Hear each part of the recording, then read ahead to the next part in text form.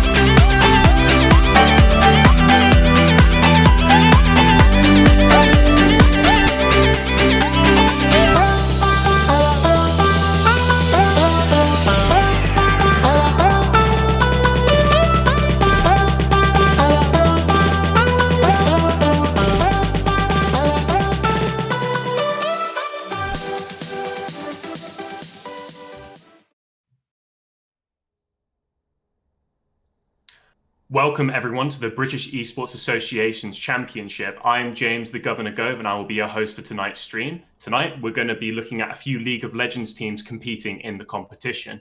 Just a quick explanation for the stream format of the championship this season. Games are going to be streamed on a rotational basis with teams being picked at random. We will try and get as many of our participants on stream as possible. Please do check the leaderboards regularly each week, though. Links posted in the chat for that one as well.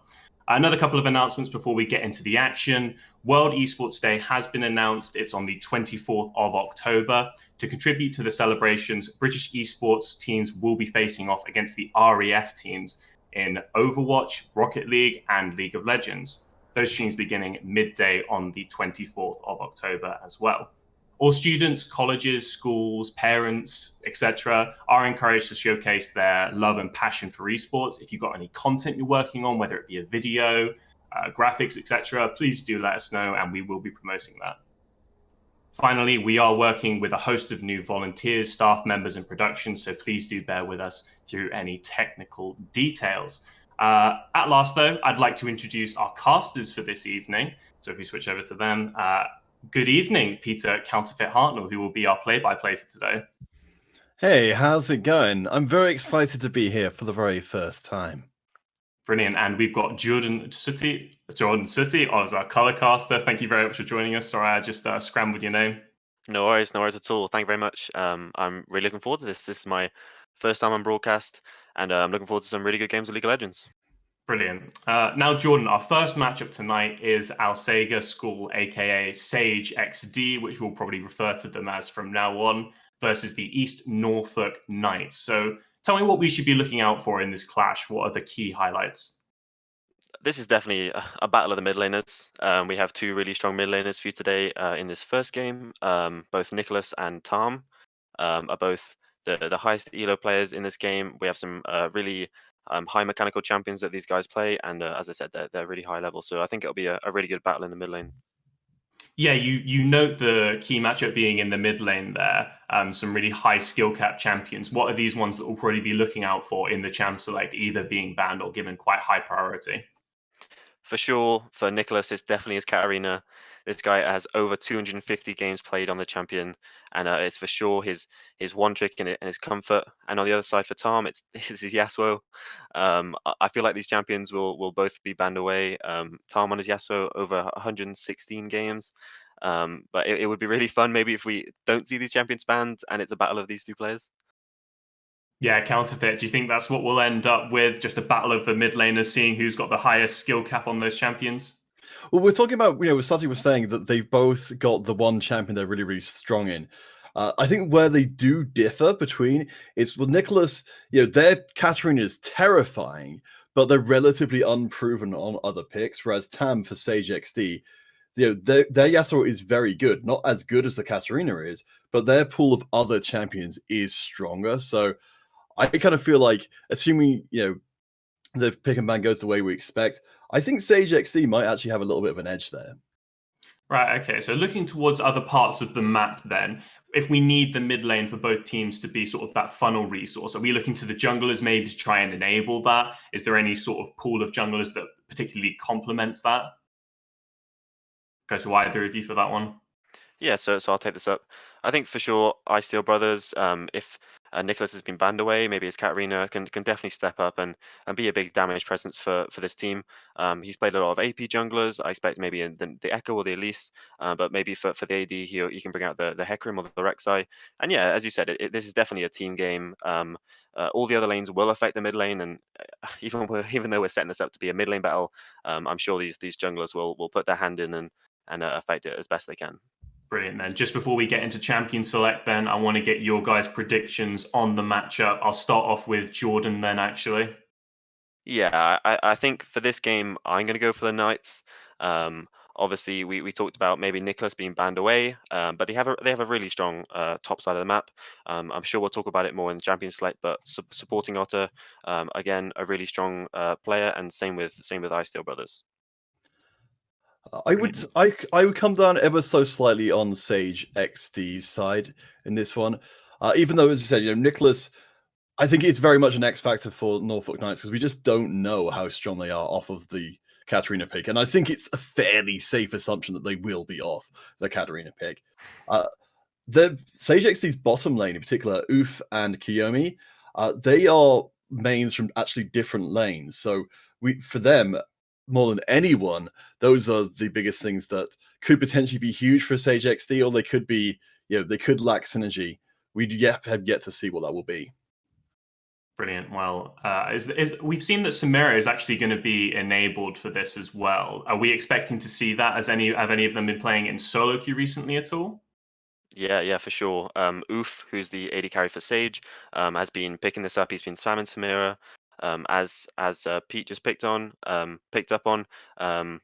He is actually quite new to the AD carry position. He's been mostly playing top lane, but he's been playing Samira, trying to learn this role, and he's been having some really good results on it. Yeah, it's Samira along with Lucian for Oof is their initial pool. So if we're talking about Nicholas getting focused out, there is a possibility that Sage XD might run into trouble with that bottom lane if they run out of viable AD carries they can actually use. Right, okay. So in the early game, where are we looking for these junglers to start out their pathing on? Obviously, it'll depend on what we get out of this champion select, but if we're looking at potentially a Samira in the bottom lane, if it gets through champion select, are we going to see a lot of resources funneled down there, do you think, Counterfeit?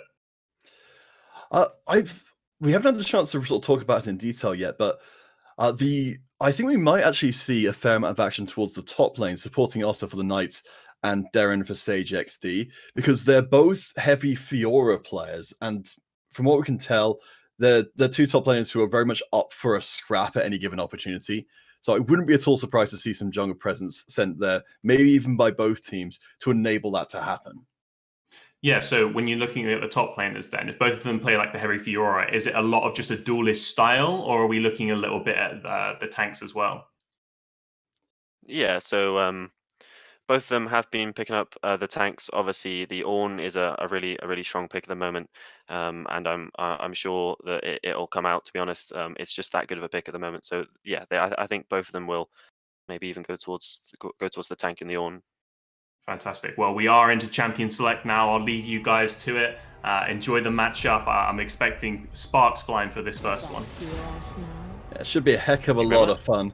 So as we get our initial bans in, we didn't talk so much about Sage XD's jungle pool, but it's going to be attacked early on. But, I think it was an inevitability that Katarina was going to get taken away. It's the first ban from Sage XD for a very good reason. Yeah, for sure. It's good to see that these teams have done their research. Obviously, Nicholas, it's probably the first thing that came up and first on their ban list, and it's been banned away. As we see the Mordekaiser, obviously bans going towards Darren there in the top lane, who has been playing this recently. But yeah, next is for the East Norfolk Knights, banning away maybe the Yasuo, who's a really big pick for Tom there in the mid lane. Oh yeah, and there's something else to bring up as well, as we have another assassin style picks taken away by Sage XD. There's a fair amount of crossover, particularly between the top laners. We mentioned the Fiora is contested between them. They both play Yasuo. They both play as well a decent pool of tanky fighting top laners. So that we've only seen one ban towards us so far means I would be surprised to see it picked up early. Yeah, we just see the Samira banned out. Obviously, we set up in the introduction that Oof has been playing this, and obviously, even if he didn't play it, it's a really strong champion. As then we actually see Tom banning out his own Yasuo. We set up that the supporting altar and Nicholas both play these high skill cap champions, and I mean the theme for Sage is that they banned away Nicholas, who I believe to be a really strong player in that mid lane. Yeah, I mean, at this point now we've got the Fiora is still up in the air. So, this wasn't something you weren't expecting to see coming out first of all, but East Norfolk Knights, they're going to throw down the challenge, really pick a fight in this top lane. Yeah, I mean, that's very fitting. Fiora, obviously, the grand duelist there in the top lane. I wasn't expecting them to first pick it, but obviously, as we said, these are both big Fiora players. And the thing is, with this being set up, with them picking the Fiora straight away, I expect them to now build their draft around playing towards that top lane, because obviously, Fiora in the side lane is really strong. She'll win out in most 1v1s, and she'll be able to take towers really quickly. But she obviously needs the resources there on the top side of the map. Yes, and so we might get to see some of that jungle presence that we were maybe thinking could be happening from the Knights early on, as the first pick for Sage will be the Rakan coming through. So this wasn't necessarily something we were expecting to see in this one. Lux was talked about a lot, before we were going on live as a potential support pick, but instead it's now the Scion joining in, so a decent amount of crowd control for Sage early on. Yeah, I mean, and they've also answered with the Scion. They're just trying to neutralize that matchup. Obviously, they've picked up the Rakan for the engage in the bot lane. Both of these supports play Lux. We actually expected them, one of them to pick it. It's obviously not been banned and it's not been picked. Obviously, the Knights could still pick it up, but it hasn't been picked yet. Steel Brothers has just gone for the Hecarim. Obviously, they'll now be looking for an AP mid laner. But I think it's also interesting to see that they have picked a farming jungler in the Hecarim, which means that they probably won't be playing as much towards the top side as we originally thought. No, it's going to be down to Otter to look after themselves, as it seems like Sage have got on their mind to complete their bottom lane, whereas the East Norfolk Knights, they've still got the support up in the air for them. Yeah, so obviously Sage have picked their bot lane, which means that the Knights will have counter pick there in the bot lane. I think they would. I can see it now that they've taken the Xayah away from the Rakan. They've split up that really important duo, but they have taken the Ashe, which is another engage option. It's obviously non-committal engage, because you can throw that out. If it hits, you don't have to go. If it hits, we're all in. As we see another ban towards the mid lane, Nicholas there. Being seriously target banned. I expect a fifth one to come out, to be honest. And it'll be interesting to see what the Knights ban away here. Obviously, they still have their jungle and mid lane still to pick for Sage. Yeah, I'm kind of fascinated to see where they're seeing the biggest threat coming from here. I mean, as we were talking about beforehand, we expected the mid lane to be, a lot of the focus of attention. The Vladimir that does come out from the Knights. I have to wonder if we're going to really see this mid lane pool narrowed down significantly towards the end of the champ select. Yeah, I mean, there's still 2 more bans left, and I think they'll both be mid lane bans, to be honest. Obviously, mid lane is we see a Leona come out obviously now. The Knights still needing their support, and that is a really good engage tool for them. They haven't actually got any engage tools at the moment, apart from maybe a Hecarim engage with the unstoppable onslaught. But that's he needs about 2 or 3 items to be able to do that. As we see a jungle ban. If the Knights are expecting Sage to go towards an AD jungler, I think Tarm will utilize an AP counter pick there on 5, because obviously the Knights still haven't picked their mid laner, and we've been saying it all along. Nicholas is really the star man for them. Yeah, I wouldn't be at all surprised if it does end up going to that 5th pick mid laner just to get the counters. It will be the Kayn in the jungle for Yubi. We don't know a little bit less about, but given that we've seen 2 bans coming towards them from the East Norfolk Knights so far, presumably we should be expecting some pretty heavy action from them. I think so, but he has picked up the Kayn here. Obviously Kayn, he'll be really strong once he gets his transformation. I think this game, with the 3 melee champions already, I expect him to go towards Red Kayn. We'll expect him to go towards Conqueror in the runes, and be really frustrating for this Fiora and Hecarim to take down. And here we see it. We see the safe bot lane for the Knights in the Xayah and the Morgana. They're using that Black Shield to stop some of the engage from the Rakan or the Ashe Arrow. And here he is, Nicholas. We set him up to play these mid lane assassins, these high skill cap champions. And he's picked up the Akali. And now counter pick is there for Tarm. We may see someone like a LeBlanc who's quite good into Akali. But he's going to go for the Twisted Fate. I still quite like this. Obviously, in team fights even, you can still pop your ultimate, that Destiny, and it'll actually reveal Akali in her Shroud. So yeah, I quite like this pickup for Tarm there in the mid lane. Yeah, and I also like it's going to give the option there that if the mid lane doesn't go so well, it does allow for Tarm to get around and influence the map more directly, even if they fall behind in the 1v1. Yeah, and obviously he's got the engage from his bot lane. So once he hits that level 6, if he's able to push the lane and then TP down to that bot lane with Destiny Gate, It'll be Oof and Koyomi who will be able to engage for him, and they'll be able to set up a really good 2v2. But the thing is, I do think the Knights have neutralized that a little bit with the Morgana and the Xayah pickup for them, which means that it'll be much harder to kill them for sure. Yeah, no easy way to break through that black shield and make sure your crowd control will ultimately land. But I don't know. I'm feeling like, you know, certainly we had a lot of confidence in the Knights coming into this one, but fortunately we have the big brains on hand to help out. Milky Cereal, you've seen the draft, you've seen how this has all gone down. How are you feeling about how the teams are looking coming into this first game of the day? Thank you for that introduction as well, Cantor. I don't think I've ever been called big brains before, so I will take that.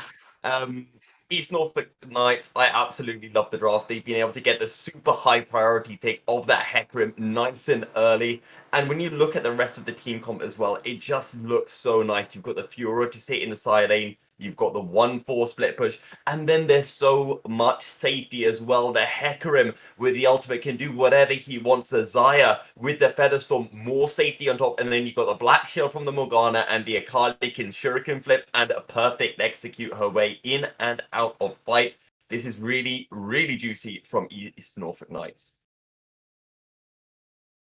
Yeah, I mean, I really like what you're saying there with the ability to escape. I mean, though, Sati, you were talking about, we've got a lot of potential crowd control, a lot of engage from the Sage side of things. How do you feel like that balance is in terms of Sage's ability to close with the Knights versus the Knights' ability to get away? Yeah, well, I think it's really important. They scale incredibly well. So if they're falling behind in the game, they still have those tools to make plays, to contest objectives, and like force team fights. I think that's also a problem for the Knights. There's not a lot of like hard engage in this team. It may just have to be the Black Shield onto the Hecarim to get in there. But that would only be a problem for them if they've fallen behind. Um, it's quite a neutral lane there in the top lane. Same with the mid lane until level 6. So I think that's the only problem with the Knights team comp. But I agree with Milky. It's looking like a really good draft for them. Smokey, if you were to use your analysis brain to look into the future, could you maybe pick out for us what, is there a moment like, sort of an early game play or a late game team fight that you're sort of anticipating based on these drafts? So I think in the game, let's look over to the side of Sage. One of the things that I was not a fan of was the early Rakan pickup, and I think they wanted to look for that Xayah Rakan, which is always viewed as something that is a really strong lane couple, but right now it's just not as strong. And Sage have actually got quite lucky because East Norfolk Knights, they denied that Xayah, which gave Sage the really strong pick of the Ashe. And with this Ashe Rakan, they're going to have the ability to look for those early trades into a Morgana. It will be difficult. The key, though, is going to be this mid lane. You've got a Twisted Fate with the Destiny, and you're going to be looking for those Destinies down into the bottom lane to find the pick. Morgana can drop down a Black Shield, but only on one target. And whichever one of the two bot laners hasn't been shielded, that's the one that will get focused down. So if I was to push both of you guys for a prediction here, where are you both feeling the actual, where is this first game going to go? Who's going to take it? I mean, I'll go first, and I think that the Knights will take this. I think they have the ability to snowball this game. The early levels in the Akali Twisted Fate matchup is really favorable for the Akali. And I think they'll be able to snowball through the mid lane, and Twisted Fate will really struggle to make some plays on the map. And how about you, Mickey? Starting here, I think the mid lane is going to be so pivotal, and when you have something like a Kayn for Sage, something that's not early game and won't be able to do much until it gets its transformation in, I don't think Sage will be able to find that lead in the mid lane and be able to snowball that to extend their goal lead across the rest of the map. All right, guys. So we're going to be getting into games soon, but do let us know in the chat who it is you're getting behind. I still hold the fondness for Sage as, certainly from where we're sitting, they seem like they come into this one as a little bit of the underdogs, but I'm really excited that they've got a composition that, can set up these big plays, can make enormous, like, roaring team fights happen pretty much at any opportunity. So I'm still holding out hope for them, even if perhaps the Knights are the safe bet coming in.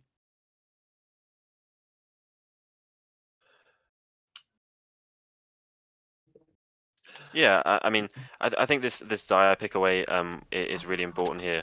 As Milky was saying, that would be a really good way for them to force something early, get a bot lane advantage, and try and move that into the mid lane and try and shut down Nicholas there. The other thing I do want to bring up as well is watch out for the Hecarim. I know Sati mentioned that Hecarim is going to want to farm. When Steel Brothers gets that Triforce, that is going to be huge, and the best setup for Steel Brothers on that Hecarim is in that bot lane with that Dark Binding. So that's what you need to be watching out for. That Hecarim, that pony just charging into the bottom lane. Incredibly hard to deny, but we're getting onto the Rift in just a second for that very first game. So the Knights up against Sage XD. Money right now seems to be on the Knights themselves with their ability to navigate around these team fights, but still holding out hope for Sage XD that they can make this engage stick as we have the early rush out from Sage. Doesn't look like they're going to make rounds into the Knights jungle though. Yeah, it looks like they're just trying to protect and invade. If the Knights were going to go for something, they brought that Scion down. Oh, and I think this is really interesting to touch on. So Yubi in the top lane with this Scion, he's gone for the Glacial Augment. I actually expect him to go towards the lethality this game. This is popularized by a very famous streamer. I'm sure you guys know who I'm talking about. So I think that's really interesting there in the top lane. We obviously spoke about the Hecarim Kayn matchup. I originally said that I was expecting this Hecarim to farm his jungle camps, just keep farming them on respawn, but he's up against a Kayn this game who's actually really weak in that early game. So I actually expect maybe Steel Brothers to contest a lot more for these Scuttle Crabs, and maybe even try and invade and take away those Raptors or the Gromp camp. It'll be fascinating to see how well both these teams are able to support and enable their junglers through the early going, as we are going to hit the laning with a opposite starts on the map for the two junglers. For the Knights, they'll be starting down the red buff. It looks like Oof is going to be taking the Raptors before presumably heading back for their red. Yeah, I mean, Kane's really strong at taking these Raptors. Obviously, he starts Q. He's able to hit the small one and pull it and hit all three, all of those Raptors. Sorry, but I do think it's interesting. So, I expect the Knights to know that even though they didn't see him, that Kayn would start on those Raptors. But maybe they don't, as Kayn isn't a incredibly popular champion. But we do see them kind of starting on opposite sides of the maps, opposite sides of the map. Hecarim pathing towards that top lane as we expected, and this bot lane, Game Lord and Twisted Ascendant letting the wave push into them so they can keep the wave in a place where they're safe. So we do have that early move in from the Rakan, just teasing us with a little bit of what we'll be getting later on with all that crowd control on offer. Of course, Twisted Ascendant with that Black Shield we've been mentioning repeatedly, with the right timing, able to shut down so much of that playmaking potential. Yeah, we just saw a preview of how I expect this lane to play out. Rakan with the grand entrance there, trying to get onto the Zaya, but Twisted Ascendant, his hands, they're working really well today. They're not cold. He's put the Black Shield on there, and they've denied the engage. And he hasn't taken too much damage. He can heal back up with that Doran's Blade, as we see a lot of trading here in the mid lane. Yeah, we had this expectation that these two mid laners, the pride of both of their teams, will be looking to show up as much as possible. As right now, it's looking like we might actually have TAM taking a CS lead. They've got an untaken wave coming into the tower right now. But this does mean Nicholas is free to get their roam on if they want to. Yeah, so I think we've seen Nicholas trade some CS. He's pushing the wave really fast to make sure his jungler is picking up those his side Scuttle Crab, and obviously this game that's that top Scuttle Crab, as they've kind of gone opposite ways, the two different junglers. But we may even see Steel Brothers go towards the Raptors. That's respawning really fast because we do have a gank here. Yeah, we have got the early move in from Uff here. Unfortunately, the Black Shield a little bit too tough to get through this time round, but a lot of potential down that bottom lane, especially once those level 6s come according. Yeah, I think they were trying to look to burn an early summoner spell maybe, to try and like re-gank this lane. But I think this is, we set this up in draft. Milky was saying it as well, that this is a really neutral bot lane and they will be playing towards that top side. While that gank was going on, it was Steel Brothers able to get there into the jungle, steal away the Raptors. As we see nearly a solo kill in the top lane. He goes too deep, and it's the first blood for Scion there. Wow, that was extremely well played by UB. It looked like their number was up there, but they lured in Otter, especially considering that the trading had been pretty brutal up on the top lane as well. Yeah, I mean, he's actually farmed really well. We set this up to be a neutral lane, because obviously we expect the Hecarim to play towards that lane with a really strong Fiora. But maybe he's not so used to playing against this Glacial Augment Scion. He was much slower than he thought he was going to be, and he's just gone a bit too deep there, and he gives away First Blood. Yeah, just having that punishment of that extra slow, especially with that decimating smash, and just the crowd control in that Scion kit. I mean, I certainly was coming into this one with the expectation that Otter, as a well-known Fiora player, and with the ability to hit Scion with the vitals for maximum health, they will be able to dominate. But right now, it's pretty much dead even. And you mentioned lethality for the Scion. UB is doing exactly that. Here comes the train. The Scion is coming for you. If they need some engage into this bot lane, we may even see Scion base walk into that bot lane and just ult. The Black Shield's cute and all, but I think the Scion ult and the Grand Entrance from Rakana, I think they will be able to make a play down there. But we do actually see, even though it's really small, it's Sage with the goal lead at the moment. We actually spoke about Nicholas and this Knights team maybe needing to snowball their team, as they need to be ahead for these when they objectives spawn. As it has done actually, we are more than 5 minutes into the game as Steel Brothers here for a gank. He's not a very quick gank. A very short one. Take a look in, say, nope, not going to happen, and then back outright again.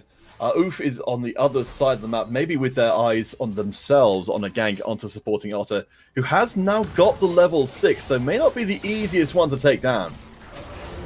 Coming in from the side, Otter has got the ult to drop through, but can't do anything. And Yubi, even without the 6, gets the kill. Yeah, so what's really important is that he actually is supporting Otter. He blew his flash, trying to make that dive play, and he's trying to push out this wave. Obviously, after the death, UB was able to push out the lane, making that wave bounce back towards him, which meant that his supporting Otter, his wave was doomed. His jungler was on the bot side of the map. He couldn't call in to help him push him out, push the lane out, and I think this is really good from Oof. He understands where the lanes are in the map. And he's made his way to the top lane for a free kill. Really, really nice stuff. So Yubi with the early advantage of a couple of kills. Now Oof returns again to that top lane, but this time Steel Brothers is here. Yubi is very low, but remember they'll be coming back to life shortly. Humble Trespass brings in as the shutdown comes through. Here comes Tam with the Destiny, and Brothers drops. Huge pickup there for Sage as they turn the play. Yeah, so it's both top and jungle going down again. UB goes down with a Scion, but he still has this TP. Like, I don't think he's going to lose anything off this play. I think the biggest thing is that it's Oof here in the jungle on this Kayn, who we said wasn't going to be very strong early. He's getting these the stacks towards his passive, and I'm sure he'll hit it soon. Soon, honestly. He's 1, 0, and 2, and it's a great play from Sage. Yeah, I mean, I'm really impressed with what we're seeing from Oof so far. They've really enabled this top lane, and UB, of course, with the teleport to get back to lane that you mentioned, going to be able to outpace Otter there. That's now 2 plates down, and that gold lead for the Sage XD squad, it's now up to 2,000 gold. Yeah, and this is, we always talk about this is really important that the Twisted Fate was able to use that ultimate effectively. The first one is really important. What actually happened is that Nicholas was resetting, and then he actually TP'd back to the mid lane when that play was happening. So whilst he was TPing back to the mid lane, it was Tom making a play, going out towards that top lane and helping his team out. Yeah, of course, Nicholas having that TP there to be able to potentially match Tam on one of these plays, but as you said, without it, very much not the case. We have got Steel Brothers currently taking a little look-see into Sage XD's jungle, but again, going to get frustrated and denied as they move towards the bottom, but a control ward's going to spot them coming. Looks like they may not be denied anyway, still go under the tower, and the Black Shield make sure they get out. Yeah, it seems maybe a bit of a desperation play. I mean, they are 2,000 gold behind at the moment. I'm not actually sure if he saw Oof base or not. But if he did see his base, maybe he could have taken the Mountain Dragon there. As we see more trading here in the top lane. I was expecting this to be a neutral lane, but he's going for the kill under the tower. Wow, Yubi just doesn't know the meaning of fear and takes their 3rd kill of the game. This is so far from what we expected. And this is in a game in which the Knights threw down the gauntlet in the top lane and said, come at us. They certainly got replied to pretty firmly. Yeah, I mean, this is the first pick Fiora that we saw come out from the Knights, and it's currently 1-4-0. And maybe it's down to supporting Otto on his own. And I like this from Tom. His ultimate's still not up, but he's actually freezing this wave under his tower. It's Darren moving up through the river, making sure that he's safe there in the mid lane. And there's some, speaking of the river, there's some very, very good vision control for Sage XD down there. Smothered in control walls and others. So we haven't actually seen a Drake taken 10 minutes into the game. We have got the roam from Nicholas down to the bottom lane, as Steel Brothers might be about to get caught here. Flash forward, there's the card, there's the trespass. We have got the ult to get Steel Brothers out of trouble. So it's a near thing, but not a kill. Yeah, it's very close. He has to use that ult though to get away from death. Obviously he doesn't have flash. This Hecarim, we normally see them take Ghost or Ignite this game. But yeah, he has to use that ultimate. I'm not quite sure on the Hecarim cooldown on the ultimate there, but I know for sure it's not short. So maybe we even see the Sage go towards the Dragon now, as they know that they're more likely to win this team fight. And now here in the bot lane, we were talking before about this neutral lane from the Xayah. They now have the Featherstorm, which makes it even harder to make plays here. So I actually expect Sage to maybe continue going towards that top lane and getting Yubi even further ahead. He has that Just Blade, but supporting Otter has actually started to build some armor. We see a cloth armor there in his inventory. Yeah, so Lethality will have currently getting through about 17 armor right now, so Otter will at least not be suffering quite as harshly in the 1v1, but keep your eyes out on Sage's map movements. They're going deep into Knight's territory, trying to catch Brothers out. They will get it slow. The damage is huge, but Brothers, no ult to get away and no flash either. Lucky that Otter is there to back them up. Yeah, I really love this. We just spoke about, them pairing up, whether it's the mid jungle or the top jungle or even all three. We even see Darren moving up here. Obviously, Koyomi was on a reset, so they're moving up here for the Rift Herald. I really love this play. Obviously, both AD carries, they don't have TP. They're going to make a play here onto Fiora, maybe even a dive. She uses the parry already. There we go, through the wall, and the flash is immediately stolen away. Locked in place is Otter. All the crowd control in the world. Steel Brothers come in for the assist, who will take a ton of damage themselves. As Oof under the tower takes the charge shots, it's going to be in trade. I think it's ultimately going to end up being even, but Nicholas is on their way. Yeah, it's currently a 2v2, 2 for 2. No, it's a 3 for 2 in favor of the Knights, as we actually see Nicholas going onto UV. I expect him to be able to get this kill, and this is really important from the Knights. They got a shutdown there onto the Sion. I didn't pick up how much it was, but that's they made a 4-man play, 4-man dive there onto the top side of the map, and 4 of them died. Disaster. Yeah, I mean, this is the first time that Sage XD's plays have turned against them. They certainly didn't show any fear whatsoever in going for that tower dive, and they do remain ahead by 2,000 gold, but they certainly haven't extended their lead any further. Yeah, for sure. I mean, they haven't used that early gold lead to take a Rift Herald or take a Dragon. They've been mainly trying to make plays onto champions, whether it's onto the Fiora or onto Steel Brothers there in the jungle. What I was going to say before that dive is I really liked what Sage was doing. They were going into the enemy jungle. They were trying to deny Steel Brothers his camps, because obviously this Hecarim, he needs that Trinity Force. He's finished his warrior. Sometimes we just see them stick on that Hunter's Talisman, and they completely finish the Trinity Force. But he's almost still 2,000 gold away from this Trinity Force. Yeah, the gold's, it's still so early on in the game, despite the fact that both of these teams are giving us plenty of fighting to talk about. Oh, yes. Of course, we're still waiting to see UB maybe make a play to a different lane with Unstoppable Onslaught and the teleport. Certainly both, we've got teleports up for both top laners, we've got teleports up for both mid laners. We're in a position here where a huge fight could break out at pretty much any moment. Yeah, I mean, this is 15 minutes into the game. The first dragon still hasn't been taken. It means that both of these teams aren't putting huge emphasis onto the dragons. I think the next thing to talk about is probably Nicholas. He's just based, I believe, and he's picked up the Bilge Order Cutlass. Soon he'll be able to pick up that Gunblade, and he'll be really strong in this game. Obviously, he was probably the only benefactor of that top lane dive in the whole game. He was able to pick up a kill, and it was actually a shutdown onto UBUB.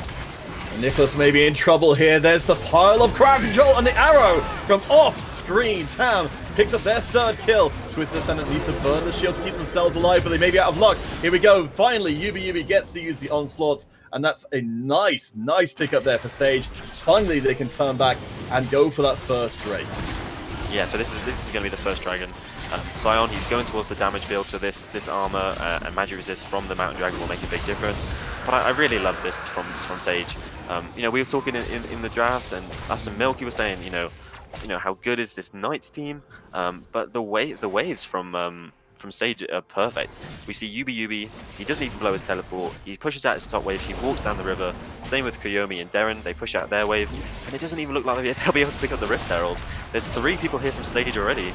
Nicholas is on the back, so keep your eye out for whether or not time gets deleted. Steel Brothers falls down, and supporting Otter dives into the midst of the Sage squad, but they're gonna have to fall back. Unlawed Trespass gonna do a chunk of damage on the follow-up. It's there. The double kill goes through, and a beautiful knock-up onto Nicholas, just short of the shield coming in.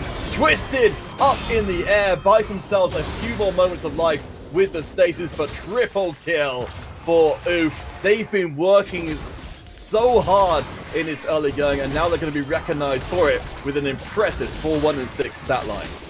Yeah, this game is really getting away from the Knights now. Sage have done really well to use their early gold lead, which did actually come from supporting Otter diving too hard, but they've been using their lane advantages to get more kills, invade enemy jungle, take away camps, and get these objectives. They've taken that first dragon, and now they've taken the first Rift Herald. It'll be interesting to see what they use this Rift Herald for. Obviously, I think the best play, if it's available to them, would be to break open this mid tower and open the map up even more for them. I think the biggest thing in that last play, though, is the play was so soon after the fight in the as Nicholas.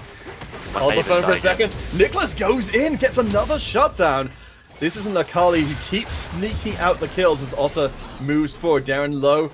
We have got a chance here finally for the Knights to maybe get back a little bit more tower damage themselves. Yeah, so we see Nicholas use his ultimate there because he didn't have it in the last fight. But I think if there is a bright side to how this game is going for the Knights at the moment, Nicholas has 2 kills and he actually got 2 shutdowns for both of those kills. The Herald gets dropped by Sage up on the top side, so the Unstoppable Onslaught slips past Otter there, looking to try and access the tower directly. Yubi doesn't care! Gets the tower down with a Demolished proc, and yeah, that's a torn open top lane in favor of Sage XD, getting you progress all the way towards Inhibitor Tower. Yeah, I mean, the right Herald, okay, it's definitely not going to get another charge off, it's definitely dead.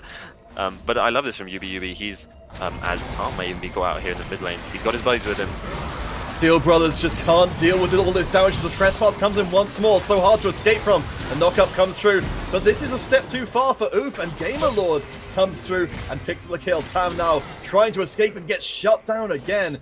That brings the gold much more even between these two. Yeah, so UBUB, he's done so well in this top lane. He wasn't actually there to be part of that fight. They actually fought without him, as he may even go down here. There isn't a shutdown on him at the moment, but it is a really important kill for supporting Otter here. So this is major for the Knights here. All of the disadvantages they've been labouring under, they're able to pick back up so much of that gold. Pointed out as well for Nicholas, they've been racking up all of these bounties where they've been able to pick them up. So they've got the Hextech Gunblade completed. I think this Akali is now maybe as dangerous as we were anticipating coming into this game. Yeah, she is fully online now. Akali is so strong off one item. She has that Hextech Gunblade finished, and they will be able to play towards this dragon. There's a Cloud Dragon in 1 minute and 20 seconds, and I'm sure these teams will be playing for that. But as you said, the goal difference, which we did see at 4,000, 5,000, is much closer now. It's only about 1,000 goal difference, and the Knights still have towers on the map to take if they're able to win a team fight. Yeah, I mean, certainly the trend is heading back in the Knights' direction. We haven't had a chance to talk about them so much, but Gamerlord and Twisted Ascendant, they have been absolutely solid down in the bottom lane for the Knights, just farming up and away, and then able to join the team for these all-important fights. They grabbed, the Knights got the first tower down in that bottom lane.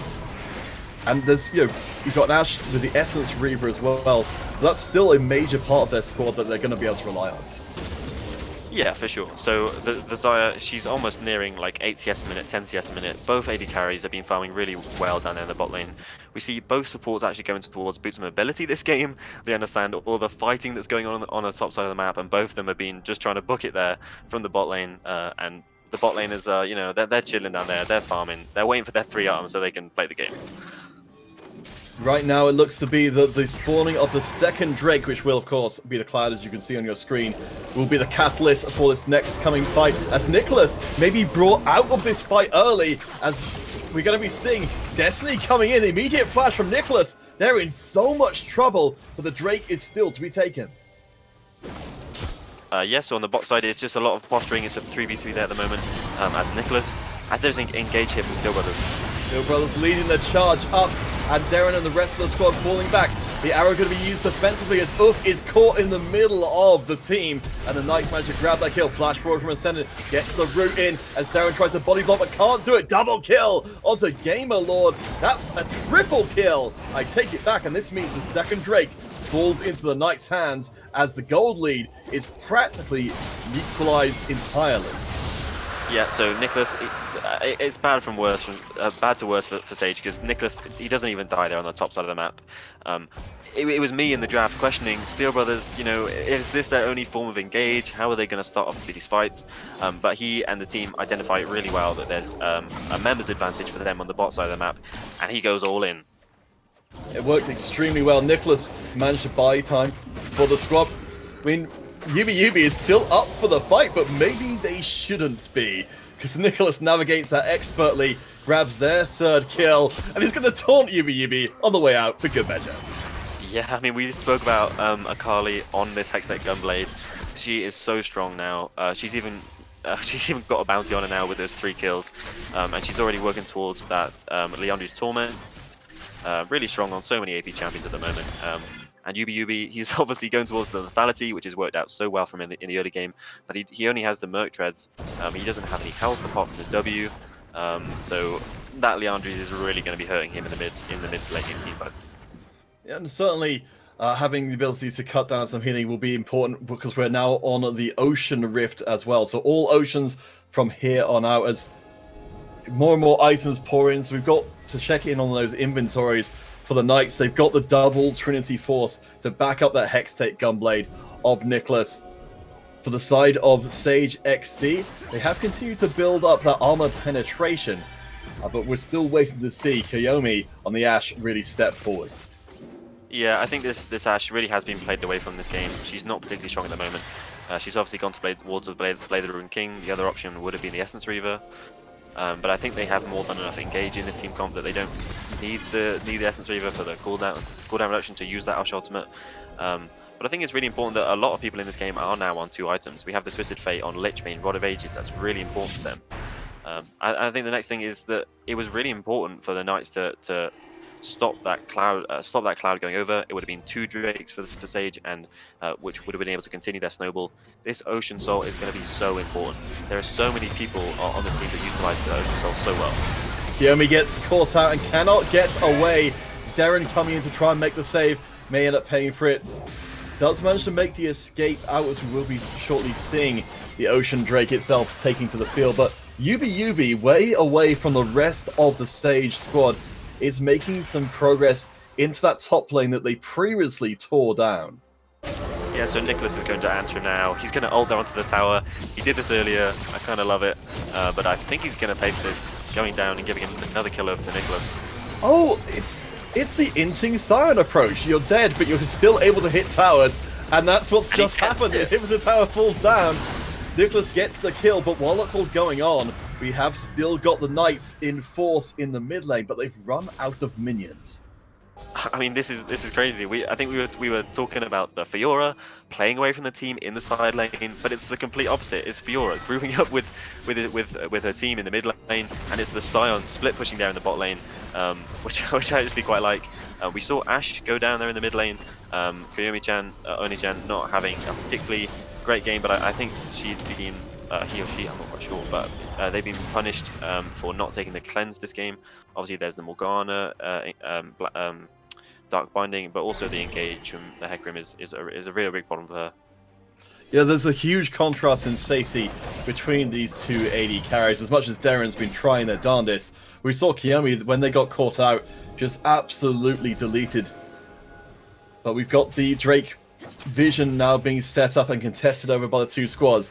Gold lead to the Knights right now, and with a 4-kill Akali, a 4-kill Xayah as well, you know that the Knights hit pretty damn hard.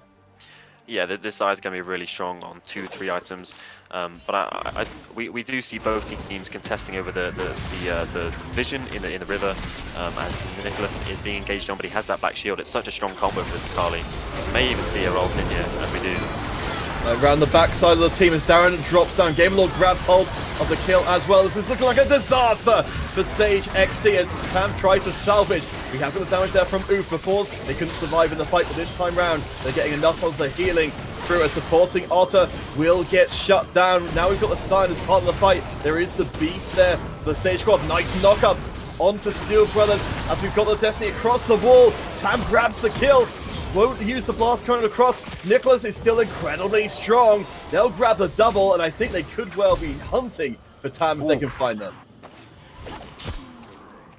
Oh, he is just able to get away, and I think it's a 4-for-4 there at the end. It was the Knights with Nicholas engaging with the Black Shield on him. It's a really strong combo. We see it on a lot of these mobility champions like Akali and Aurelia, where you just whack the Black Shield on them and let them run wild. But there's 4 people dead, both junglers dead. Steel Brothers wasn't there at the start of the fight, and this dragon is still up and available. Yeah, we're still a long way away from any potential Ocean Soul. May not even play a factor in the game with how far we've gotten, with only 2 Drakes taken. Most of the game revolving around just taking the fight directly to the opposition. And that seems to be what's on the cards once again as both teams converge for this first Ocean Drake again. Yeah, I mean, this seems great. As we see Sage able to pick up the Rift Scuttle there. It may even give this Rakan even more speed to get in there and engage. But yeah, as you said, there's been so much fighting in this game. There's so many kills. It's been great for the spectator. I've been really enjoying it. Yeah, I mean, this is absolutely what we hope for. You know, both of these teams come into this one looking to have the scrappers. Interesting pickup, the Sanguine Blade for UB, giving them that extra 1v1 power. But look, it's happening again. An isolated member of the Sage squad gets found out by the Knights and deleted. But the Sage team, they're not even trying to make the save here. They're going straight for the Drake. Yeah, he's able to delay with the Zhonya's pickup there. And I think it will be Sage picking up the Ocean Soul. Nichan gets taken to pieces as Gamerlord comes charging in. The triple kill for the Xayah, up to 9-1-5. Sage XD trade a Drake for pretty much, no, it is the whole team. You have to question, was it worth the 1 Ocean Dragon for 5 dead on your team? And we even see the Knights going towards the Baron here, and they're not even using all 5 members. They've got Nicholas on the bot side, clearing out that bottom wave. And I like the play from Steel Brothers, engaging onto the Twisted Fate in the mid lane, attack the person who is planning on pushing out the mid wave and joining his team with his ult. But they attack the side player, and they're able to make really good use of it as they lose out on the dragon. There's a massive team fight win, and they get the Baron. I mean, you talk about expensively won Drakes. Yeah, the 1,500 gold for the Baron, 1,500 gold for the team fight, not even accounting assists. The gold leaping up further for the Knights, and this is before they've even started to get the progress on the map that they're going to be getting from the Baron buff. Yeah, the next thing we see is how many lanes do we see the Knights play off. They have this Baron buff. Both Akali and Fiora at this point in the game are so strong. The Fiora with the Trinity Force and the Death Dance now, that's kind of like in preparation for if they're able to get the Ocean Soul. And obviously it's just a completely broken item at the moment. It's really strong in a lot of these melee champions. But at the moment they're kind of like playing it a little bit slow, taking their own camps. But I expect them to try and push out maybe 2 waves and play a 1-4 and see if they can break the base with this Baron. Yeah, so for the time being, Sage XD being put on the defensive. The most stark contrast between the laners being in between these two AD carries, Gamerlord and Kayomi. 9 kills separating the two of them. An absolute metric ton of gold. And we'll see if Sage can stand here against the tide of the Knights coming in. They are coming through the mid and the bottom, but up in the top lane, UB, they're up to their old tricks again. Yeah, he's using that ult to try and get damage, but he's actually missed it a little bit by the mark, and he's actually being chased down here by Nicholas. I really think UB is just going to go down here. Nicholas is doing so much damage. He has 3 items now, 7, 1, and 5. And remember, he still has the TP. If they're going to make a play here, he can be here for a fight. So Kiyomi goes down as well. So it's, with a further falling, it's down to Oof and Tam to try and save the game for Sage XD. But the gold lead is massive. The Baron buff is still live. The Knights are knocking on the door of the Sage base, and there's no answer from the Sage squad. They just have to watch their inhibitor fall. Over 20 seconds until any of those 3 members come down. TP comes in. The Knights, they've got Nexus Tower number 1. They're looking for the second. Respawns are so far away. Sage XD go for the final fight. Nicholas is legendary. They lived up to the hype. And the first game of the night goes to the Knights. Really, really fantastic game. This is brilliant from both teams. I know at the end there's a 8,000 goal difference, but like it really doesn't tell the story of the game. It was Sage ahead at the beginning, and then Knights, and then they threw it back to them, and then it was back. A really great game. Lots of fighting, and really, really great from both teams. Really enjoyable. I love what we were seeing from Sage in the early going. It felt like their decision making there, their plays around the map were so incredibly strong, but it seemed like as much as the Knights were caught off guard in the early going, by the time it got towards the later game, it felt like the Knights had gotten a read on what Sage were trying to do. Yeah, I mean, we actually spoke about the draft in the draft about this Sion being able to scale towards the late game and be a tank, be a frontline, but that is not how UB wanted to play this. He was all in for the split push. We have him with the Thality build, and he did get ahead early with this build. He was able to push the side lane, get lots of towers. They gave the Rift Tower to him as well. But obviously, when the Knights were able to get more and more gold, he became less and less effective, and he got completely outscaled in this game. Even that Sanguine Blade pickup towards the end, specifically for the 1v1, wasn't able to do really anything at all. So we do have Milky here with us to talk a little bit about what happened at last game. We certainly got plenty of action, but Milky, from the strategic side of things, how was it looking to you? I think it'd be a disservice if we don't talk about that top lane and that Sion pick, because I'm personally a big fan of the Sion right now in the meta, and I think it was a good decision to take it, especially into a Fura as well. I think the matchup is pretty good for the Sion, but it's just a case of it not synergizing with the rest of the team. And I don't mean that as Sion itself. I'm talking about going for this kind of inting Sion strat, but it almost felt like the side of Sage XD didn't want to fully commit to it. So they were in a case of wanting to play normal Sion, wanting to play inting Sion, and not going for either of them. There was no Tiamat pickup, and there was just no full commit on the inting Sion, or just playing towards a team and having a bit more of a front line. With all of those lethality items, the Sion can just get burnt through so easily by the Akali, by the Sion, which is exactly what we saw in those mid-game team fights. Something we talked about a lot. We were very excited about it coming into it. Milky, Nicholas and Tam, that feels like a tale which needs an extra chapter. But what did you make of our featured matchup of the mid lane? It was kind of as expected, as you'd expect from the matchup. You'd expect the Twisted Fate can just kind of poke down that Akali a bit. And this is before the Akali gets Gunblade. Once the Akali gets Gunblade, she can do whatever she wants. I think the mistake from Sage was where they focused their attacks. They went to that top side of the map. Again, you're pouring gold into this Sion, who's not going to be able to do much because you're kind of building this lethality / inting Sion build. If they had used that, looked a little bit more towards the bot side, tried to get some kills to the Ashe, that would have been better. As it turned out, it was actually Gamerlord on that Xayah who was able to get so much gold. I think she was 4-0 at one point, and at that point she just started to tear through the side of Sage XD with those feathers. So from where you're sitting, was that I guess you sort of mentioned this already in passing, but It did feel like Kiyomi on the Ashe really didn't get a chance to come alive in this one. You mentioned the potential, for Sage maybe in future games to send more ganks that way, but was there anything else you were thinking to maybe that Sage could have done to get more out of their bottom lane? The biggest thing that they could have done is when you've got something like an Ashe that has a fair amount of safety in lane to just kind of sit as a one-man, let the Rakan roam.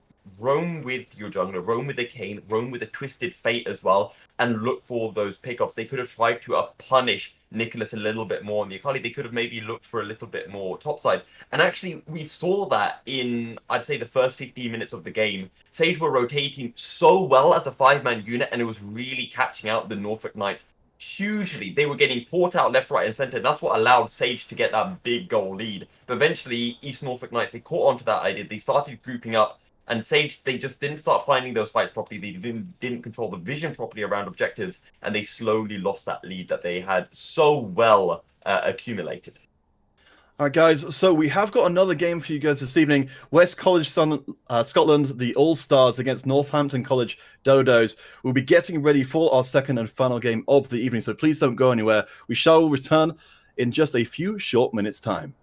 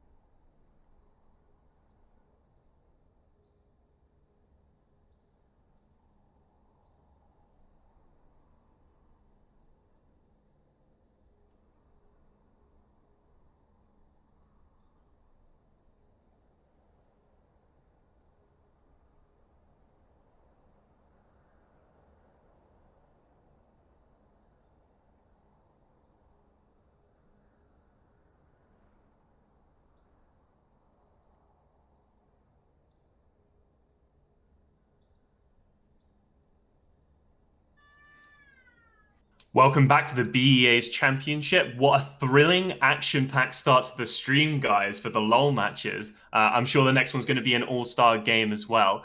Quick couple of announcements you might have missed at the start of the stream. World Esports Day is going to be on the 24th of October. To contribute to those celebrations, British Esports teams will be facing off against the RAF teams in Rocket League, League of Legends, and Overwatch. That will be on midday on the Saturday, the 24th. All students, colleges, schools, parents, etc. are encouraged to get involved in World Esports Day. If you've got any content that you guys are working on, please do let us know and we'll help you promote it. But we'll get into our second match of the day, which is going to be West College Scotland, aka WCAllStars, versus Northampton College, aka NC DODOS. Counterfeit, what do you think we're looking at for this matchup? Where are the sparks going to be flying for this one? Well, there's some really interesting stuff going on with both these rosters here, because I mean, certainly coming into this whole competition, that we do see a lot of players who are stepping into new roles, specifically for this competition. I mean, we'll probably talk about them quite a lot, but for West College Scotland in particular, Age of Empires 3 is an Urgot one-trick, who's an absolutely terrifying Urgot, but they've now switched across to AD Carry, and I'm really curious to see how much of that terrifying potential they can bring down into the bottom lane. I haven't seen an AD carry Urgot since about season 3 before the rework, I guess. But I mean, maybe it's a possibility. He is a ranged champion. Do you think there's any possibility of that there, Jordan? I mean, yeah, for sure, because on the other side, Archibald, who I expect to be a really strong bot laner here, he has so many really volatile matchups that he can play in the bot lane, and across from Age of Empires, who we believe again to be a really strong player. I'm sure there'll be some tussling going on in the bot lane. So looking at bot lane as that key matchup then, other than the Urgot, what sort of champions are we going to be looking at? Is it going to be another sort of Samira-focused draft that we're going to be looking at? What are the potential picks there? I'll go to Counterfeit. Well, so again, to touch on the whole thing of Age of Empires being mostly, formally at least, a top lane player, their pool is pretty small from what we've seen so far. They've been mainly focusing around Jinx and Draven, champions who've got the potential to take over the game in the same way that their Urgot has done before. But for Archibald, as Sazzy was saying, they've got a pool that can pretty much access nearly anybody. So I think certainly for Northampton College, their flexibility advantage down there for the DODOS is really, really strong if we do see a lot of bans heading towards Age of Empires way. Yeah, if we do see a lot of bans heading towards that way, what other areas of the map are we looking to sort of bear the brunt of the rest of that gameplay then, Jordan? I mean, the DODOS top laner, Godwind, I think he'll be picking up these tanks like the Ornn and the Shen. Obviously, you can play away from these champions and they'll still be just as strong. Ornn, when he gets to level 13, this champion is unkillable. And the Shen, obviously, when he hits level 6, he can make plays down towards the bot lane and even set up even more down towards that lane. Yeah, Counterfeit, any other highlights of these matchups that you want to pick out? Well, I mean, we were really spoiled in game number 1 with how ridiculously over the top our top lane is. So for the All-Stars, as I believe we're getting into the actual champ select itself shortly, Dank Fridge there plays Mordekaiser and Garen. So I think we've got, again, the potential for a really, really explosive top lane, especially if the DODOS decide to put Godwin Yasuo on a more aggressive pick like Darius. Yeah, so we saw the last game be dictated quite a lot by that early aggression in the top lane. Are we expecting quite a lot of that early aggression to be the same here? I'll go to Jordan. I think there will be some 1v1 action there in the top lane, but I expect both of these junglers to actually play the ganking junglers, and as we talked about earlier, go towards that bot lane. But for sure, like if Dankbridge is putting out the Mordekaiser, you can leave him alone there in the top lane. He's self-sufficient. He can ult if anyone comes to gank his lane, obviously at that level 6 mark, and the Velociraptor, the jungler, can just keep playing towards that strong bot lane. Brilliant. Before we get into that champion select, Ben, I want to go again and get your predictions for this one. We'll start with Jordan again. I think I'm going to go with the DODOS. Obviously, last time I was technically right with my prediction, but that game was very back and forth. I will go for the DODOS, but I'm hoping for same again, some really great games. You're going to play devil's advocate again, Counterfeit, and go for the other way. I 100% always will. All-Stars, all my life. Come on, Scotland. This is going to be the first time we're going to see a Scottish team playing. So I really want to be impressed here. I think, as much as Age of Empires, we are believing at least, isn't going to be in the top lane position to show off that Urgot, they are a player who can completely destroy any game that they're in. So I'm so excited to see them play. Can't wait for Age of Empires gameplay. I'll leave the champion select to you guys though, and I'll be back later on for a couple of interviews. See you then. Alright, so for the All-Stars from Scotland, they're going to start things off with the AD carry ban, and oh no! The DODOS! They apparently read the same song sheet that I was reading. The Urgot, #1 priority ban. It's a shame, but it's an understandable shame. It is understandable. Age of Empires, obviously really good Urgot player, but today we don't actually expect him to be playing in the top lane. So unless he is pulling out this bot lane Urgot, maybe it's not the best ban, but you can't blame him. He's been playing a lot of this in solo queue. Archibald already been targeted with the Misfortune, and the biggest thing is this Soraka ban. Bobbin, who I believe is quite a new player, has been playing a lot of this Soraka, so it's the DODOS taking away that comfort from the support of West College, Scotland. I mean, this is going to be one of the things for our players coming into this, that there's going to be certain players in the squad who, you've got the stronger. Do you go after the strongest players and try and take away their one tricks, or do you go after some of the less experienced players and make sure that they don't have any kind of comfort to fall back on in the game? As the last ban comes in, the Samira taken away. We did note that potentially we might see the AD carry pool pinch. We've had one ban head towards that side from both sides. Yeah. Obviously, we're not seeing Samira in competitive play at the moment, so it's sad to see both of these games. The Samira has been banned out, but I think there is good reason for that. It's such a strong pick at the moment. We do see the Warwick being first picked by West College Scotland, and immediately answered by this Vayne. We didn't quite get there, but Archibald is by far, his most played champion is this Vayne. He is the highest elo player in this game, and I think he's got a Lulu beside him. Obviously, this Lulu can still go towards the mid lane, top lane, or support. But I mean, a Vayne Lulu bot lane into the mid and late game is going to be seriously strong for them.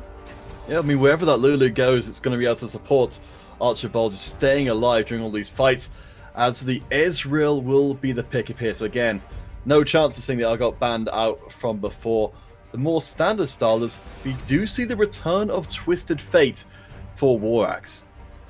Again, it's almost a similar thing to last game. The Vayne, who has that stealth on her R, will be completely denied.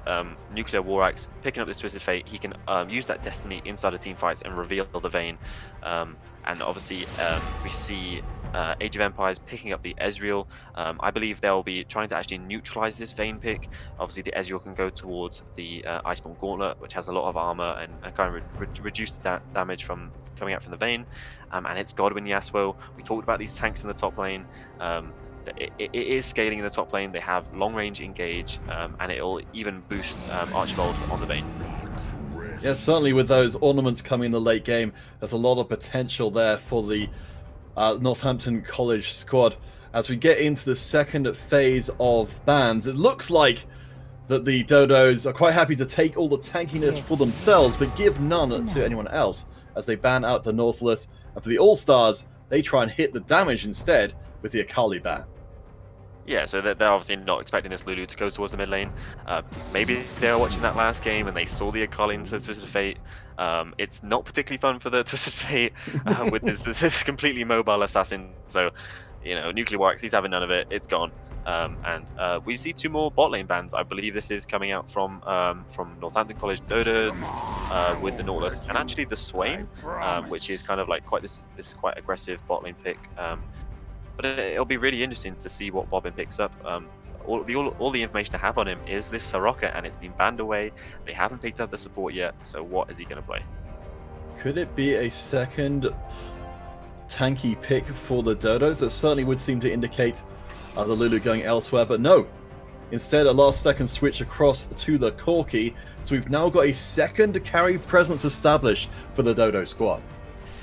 It's a second carry threat, it's a second hard scaling pick, and it'll even be bolstered so much by this Ornn as well. He'll be able to transform a Trinity Force or even an Infinity Edge into the Trinity Fusion, the Molten Edge, and this Corki will be just as scary as the Vayne. With the Corki locked in and the Ornn locked in, this Lulu is definitely going support, unless there's some shenanigans with one of these champions going in the jungle. I quite liked the hover from Archibald. He was actually hovering the Braum, which is obviously like such a counter matchup into the Ornn, where you can just pop that shield and block the engage from the Ornn. But it's actually bobbing going towards the Blitzcrank. This is extremely aggressive from them, looking to maybe catch out this Vayne and make plays down towards his bot lane. Yeah, it's a pretty big change from a player we were expecting to see play Soraka to flip to the entirely opposite end of the equation and just try and invest in murdering people as much as possible. But we've also got Dank Fridge on that Mordekaiser, as you mentioned briefly. That is their main pick. So for that to sneak all the way through to the end of pick and man, it's pretty impressive. Yeah, and it's actually a really good lane matchup into the Ornn. In lane, you can bully the Ornn a little bit. Obviously, the Ornn can W out of your E and even out of the R, but that's obviously hard to time. But you know, if you're a bit of the Nash's Tooth or the Liandry's Torment, it's actually going to be not a particularly very fun lane for Ornn. And another little thing is that if Ornn ults and then Mordekaiser ults the Ornn, Ornn will not be able to use the second part of that Ornn ultimate, which is obviously so strong. All right, so you've heard what we think about it, but now we need to turn to the man who really knows, Milky Cereal. So for our second game, we definitely had a more even approach between our expectations for the two teams. What are your kind of thoughts coming out, before we get into that second game? Go straight out there and say I do not know how the Northampton Dodos have gotten away with it, but they've got the Vayne. There were two champions that had to be banned, Archibald's Vayne and Archibald's Lucian, and they have both snuck their way through. Vayne Lulu, it is so devastatingly strong.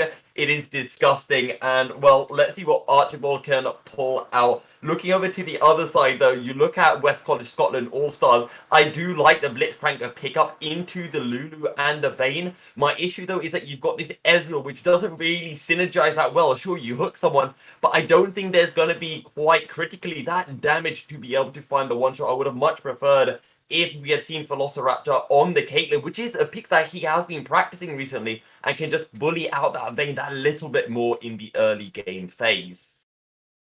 Well, something we didn't really touch on in the actual champ select itself, if we turn our eyes away from the bottom lane to the jungle picks, is we've got Age of Empires is actually going to be coming out in the jungle position with the Warwick going up against Livewire's Volibear. Sati, I guess I'm going to go to you first, then to Milky. What do you guys think about that particular matchup? Well, I think the Volibear pickup is actually really smart here from Northampton College Dodos. They have such a good scaling draft. This Volibear is an early game ganker, an early game jungler, but I don't actually expect it to gank. I expect it to cover for these lanes and really be that kind of bridge from the early game into the mid game, where Ornn will be, handing out these Ornn items, and Vayne and Corki will be on these two items. So I like the Volibear pick, and I think opposite it, the Warwick. I'm not quite sure of this matchup. We don't see a lot of Warwick normally, but I'll be very interested to see. And I do agree with Sati. We haven't seen Warwick in a competitive environment, or at least a professional competitive environment, for God knows how many years. It's been a while. I don't know what this Warwick is going to really be able to add to the composition. I do want to mention one quick thing with regards to Northampton Dodos, because I was getting very worried before the Corki and the Volibear got picked up, is that there was a lot of low range with that Vayne, the Lulu, the Ornn. So I'm really glad that they've got the likes of the Corki and the Volibear, especially the Volibear, because it can flank and make those engages a little bit easier against the likes of an Ezreal, Twisted Fate that would just be zoning the composition of Northampton that little bit further away. So as we're going to be getting into our second and final game of the day shortly, I'd like to ask you guys to make a commitment here with your opinions between our two squads. Sati, I'll ask you first, then Milky Cereal. Who do you feel came out of this draft best? Who's going to win the whole thing? I for sure think the DODOS are going to win. I think that the West Coast Scotland are going to have to snowball this game completely out of control. Because obviously this Vayne and the Corki, they need items. So I'm going to give it to the DODOS unless West Coast Scotland are able to snowball this game really, really fast. I do have to agree. I think Northampton have this in the bag. I think the Blitzcrank is going to really struggle into the composition. Mark my words, after 5 minutes, Blitzcrank is only going to land one hook on the Lulu and Vayne in the entire game. I'm calling it now. Oh boy, that's quite a prediction. But hey, Milky Cereal will have to see if that's true as we head into our second game of the day. Our first game was an absolute barn burner between the Knights and Sage XD. We can only hope for a game that's just as good for our second and final game of the evening. Again, these teams coming into this one are looking to try and build up points for a little bit later on when we'll be seeing the teams divided up into divisions. So every game right now matters immensely for these teams' future. Yep, we're looking at the moment to see if there's going to be any kind of level 1 play. Both teams look like they've just kind of split in this 5 point. Maybe we could have seen, obviously I was talking about the snowball of this West College Scotland team. They have the Blitzcrank, maybe they can make something happen with the late invade. But you know, the DODOS are, they're set up on every entrance and they're trying to deny that. Right now, we have the spread across. I would have really liked to have seen Bobbin, the formerly of Soraka fame, really start off this game with a bang by getting that invade in. But smart play from the DODOS so far, not going to be caught out by the expectation of aggressive play. Instead, it looks like the All-Stars will start down in the bottom lane with a standard approach. DODOS will match them there. Both junglers in the top side of the map right now. Yeah, so we see both junglers starting on the same side of the map. We see Warwick starting with the rejuvenation bead, which is obviously very different to a lot of junglers. I don't think it's exactly unique to Warwick, but it's different to most junglers. As we see Dankbridge already trading onto the Ornn, I was saying that this is a particularly fun matchup for the Ornn, especially as both junglers are actually pathing away from him. They'll be on the bot side of the map for at least another 5 minutes. I think the first thing to touch on is probably that the Blitzcrank, the target for the Blitzcrank will be the Lulu. The Lulu is such an enabler for this team, for the DODOS team. So even though normally the carries are a really big focus, I think the target will be on the Lulu's back. Yeah, we'll keep an eye out for Bobbin, and of course, we want to hear what you guys think about the game. Do you think that we've got it right with our prediction, or do you have a better idea? There's a poll up in the Twitch chat right now, so we'll be checking with that a little bit later on to see how things are progressing. Certainly, I'm fascinated to see how this early game affects people's opinions as Livewire comes in for the very, very early gank and first blood. Bobbin could go for a grab here, but no, I think everything's on cooldown. They lose the flash. First blood before the 3-minute mark. This is what we wanted to see. Yeah, I really love this. This is 3 camps from the Volibear. There's no wards currently for the West Coast Scotland, and he's gone around. Ezreal even blows his flash. He's level 2. I think he took his essence W the W second, which means he didn't have access to that arcane shift, and he's been punished for it. As we see, Livewire making another play here. Wow, Livewire living up to their name. They've got the job done. So both kills, courtesy of that volleyback pick early on. Age of Empires being put back up on the shelf, knocked off of the map. So the early advantage is falling heavily here in favor of the DODOS. We know from having a little bit of a word with the DODOS before this all started, they did come into this match pretty well prepared. Their game plan so far seems to be working flawlessly. Yeah, we were able to find out that it is Archibald who's a big voice on this team, and it makes sense with what's going on. The Volibear, he's hearing his talking. He's already making his way down there to the bot lane. And we didn't quite touch on it in the draft, but Livewire, a lot of the Champions League plays are these ganking junglers, as he's making another one here in the mid lane, and it's going to be a 3rd kill. What amazes me most about this is Livewire's been part of all 3 kills so far, but they've still kept up with Age of Empires in terms of farm. And we have got our early results back in from the poll, and I think it's the correct call from you guys in the chat. 77% of people think the DODOS are going to crush this one. I don't know how many of those votes came in after that first blood, but I think it's only going to get more favored. Yeah, I think the only thing for West College Scotland at the moment is this top lane. Even though it's on with the CS advantage, which is really important for him to get his items and his levels. It's the Mordekai's are really dunking on the Ornn, winning it out on a lot of these trades. The biggest thing is, as we may even see a kill here. No, it's not going to come through. But it's Livewire. He's been the story of this game so far. He was actually able to pick up both Scuttle Crabs. It was, obviously that mid lane kill and the bot lane kill to get that first one, and they were able to push Age Empires out of that top river after it was Twisted Fate that died there in the mid lane. Of course, those 2 kills on Isfan 2-1-2 right now really going to accelerate that later game for the Dodos that we've been talking about. Already a pickaxe there to allow for the Corki to hit extremely hard. At least down in the bottom lane, the CS remains more or less even. There's no kills there to really blow that matchup up one way or the other. Yeah, I think maybe the Dodos, maybe they misheard us.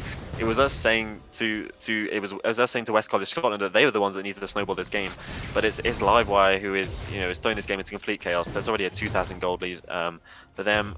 This Corki with 2 kills already. He's going towards that Manamune build, which I really love. He's still strong in the mid lane, and he's able to scale up and be such a monster.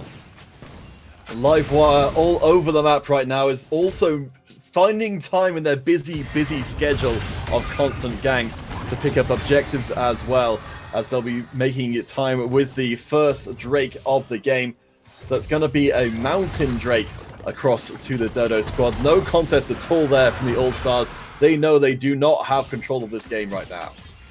Yeah, I mean, this is a big difference from last game. It's the Dodos putting heavy priority on this, on the Dragons, trying to snowball and stack up really fast. We do see some trading in the mid lane. Just he locks in the red card. It's a bit of a disaster. The rocket won't come through. I think the only positive here is that Twisted Fate, he does have that TP to get back into the lane. But Archibald, look at this. This is a bot laner. He's pushing Age of Empires out of his own jungle. It's not great. It's not looking particularly good for West College Scotland. No, I mean, this is, it's the biggest sign of a game that's so far out of control when the bottom lane starts ganking the opposing jungler in their own jungle. The CS in the top lane is wildly out of control. That Critch does have the chance to go for the play here, as they have that interaction from before you mentioned, able to cancel out the ult. Yeah, so in that case, the Ornn actually used the Call of the Forge God after he'd been ulted, so both parts of the Ornn ult was there in the Death Realm. As look at this Godwind, he's already got those Merc Dreads, and he is actually starting to win out on these trades. It's interesting to see that Livewire is going to take this blue buff himself. He understands that he's such an important part of this match. But I think I would have rather seen it go over to Steven, as he will be building towards the Manamune, and he doesn't have TP to get back to this lane, and he's already low on mana because of all the trading he's been doing. So as we check in around the place, you can see that the 2,500 gold advantage at 8 minutes for Northampton College those right now. They certainly seem to be doing everything they can to put as much pressure down as possible. We can see Archibald has no fear whatsoever of trying to go after Velociraptor on the Ezreal extremely hard. Yeah, remember this is only week 2 of the championships. This is not a particularly great draft from West College Scotland, but like as I said, this is a week 2. They'll have chance to prepare better maybe next week and practice some picks. I think if they're able to watch back these games, they'll know that they need to snowball this comp. They need to utilize the bit of strength as Livewire on a 2v2 right here. Isfan coming in from the sides with all that damage. Has got the Manamune completed already as Nuclear War Axe is chased away. Double kill for the Corki. Just absolutely terrifying stuff for the Dodos. I mean, right, this is just the start of the season we've got here. This is going to send out a massive warning to every other team that the Dodos are not to be trifled with. Yeah, if you're looking at your schedule next week and you're seeing these Dodos, you're thinking, man, we've got to put in some work because this team is looking really strong. This is 4-0-1 on the scaling Corki. All he has at the moment is the Manamune. I'm not sure how many stacks are on that at the moment. It's only 50, so he will be honestly so strong. And we even see Livewire picking up the Rift Herald, which will be able to, which means they'll be able to snowball the mid lane or even this bot lane. After that level 1, not the level 1 gank, but the early gank towards that bot lane, it's just been Archibald and Velociraptor farming out there. But I really think that favors the DODOS. And Livewire, we'll see where they end up dropping down the Herald. There's been so much action here from the DODOS in the early going that honestly, it's really hard to even figure out where that's going to go. The turret plating is still up in full in both top and bottom lane, but Isvan, with the early advantage with those 4 kills, has already managed to take 2 of those plates without even needing a Herald. Yeah, and I think if Livewire goes towards that mid lane, they're able to push out the wave. They can drop the Rift Herald, take one more plate, and the Rift Herald will be able to do the rest of the damage. Obviously, that Rift Herald doing true damage to the tower, so it doesn't get affected by the bulwark stacks that get stacked up when you're hitting it and you're taking plates. So I think, you know, we were talking about the College Scotland snowballing this game, but I'd love to see the DODOS, you know, finish this game out as soon as possible and show some real quality from their team and snowball this Corki completely out of control if he isn't already. I mean, you can just see Isvan knows exactly how strong they are right now, and they're just giving all the trouble across to Nuclear Warax, who's just being driven away every time. We did, of course, have Milky Cereal making that prediction before that we would not see the Blitzcrank Cook make a major impact in this game, and it seems to be the case, as the Herald will be thrown down, I believe, into the mid lane to maybe look for that first tower gold, and it will be caught. Warax being chased away, but nice counter there by Age of Empires trying to come in and make an impact, but that Corki is so strong. Could they get it? That's a huge shutdown for the All-Stars. Velociraptor, though, on the tower is being chased down and ripped to pieces, as the first kill for the All-Stars still won't mean it's all good news. Yes, obviously, Corki gets so much gold from that mid lane play. He gets the 2 tower plates and the first tower gold, and in the meantime, you know, he's making that play on his own. In the meantime, Livewire is using that ultimate to gank the bot lane. There's already two kills now, 2 deaths for the Ezreal, which is really their big scaling option. So we've got to move on to a second Drake of the game. So far, the DODOS with total objective control. The only ones with towers, the only ones who've managed to get any plates at all, I believe. And the only ones with Drakes as the Inferno Rift comes in. If we needed more damage in the game, we've certainly got it. Yeah, we see that first item already coming through from Archibald. He's got the Blade the Rune King. It's Velociraptor on the Ezreal. He's not quite been able to finish his Manamune yet. He'll obviously be looking towards a Mirror Mana at some point in this game, but at the moment, as he hasn't even completed that, it may be 20-25 minutes before we even see that. I can check how many Manamune stacks we're looking at on the Corki. 200 at the moment, but I think the biggest thing is he's got that Sheen, he's got those Sork Boots, and he'll be able to move around the map really fast. Yeah, there's 4 kills remaining in place for the time being. So Age of Empires grabbing that first kill for the All-Stars. You could see how much they wanted to try and turn the game around then and there. Nuclear Warax able to provide the bait to allow for that to go through, but the bottom lane dive was terrifying from the DODOS, and Isvan coming down again with the package, able to make the cutoff. Bobbin locked in place, has no way out, and Archibald grabs their second kill. Yeah, I think the biggest thing to point out here is that Archibald is playing this lane so well. We highlighted him in the draft. The way he's setting up his waves, he's freezing it closer to his tower, which means that Velociraptor and Bobbin are having to step up. Bobbin, he did use his flash there, which means if they want to play for a repick gank, they can do so for sure. We actually see Lulu and Corki going towards that mid lane, getting some deep vision as that mid lane tower's already gone down, and it's Archibald hitting that bot lane tower on his own, getting the solo place. I think he'll only take 1 place in base, but yeah. I mean, it's telling that Archibald right now has got the bounty, but we have got the catch. Again, Age of Empires coming in. Flash following up Flash. There's the crowd control. Age of Empires gets a second kill onto Isvan. The All-Stars are not done quite yet. Yeah, I think we have to be looking at Age of Empires now. We know we were talking about Alsager earlier before. That was banned out. but he was able to pick up an 800 gold shutdown before. Obviously, the 500 gold and then 300 gold for the kill onto the Corki before, and he picks up another one there. I'm not sure if there was a shutdown for that kill. No, there wasn't. But we even saw Istvan use his flash in the mid lane. So if it's West College Scotland being able to get back into this game, I really look for them to punish the flash down from Istvan. Yeah, finally an opportunity to see the All-Stars find their feet in this game. They've certainly had their feet swept from under them in the early going. We can see their Archibald again, very aggressive with the Blade of the Ruined King.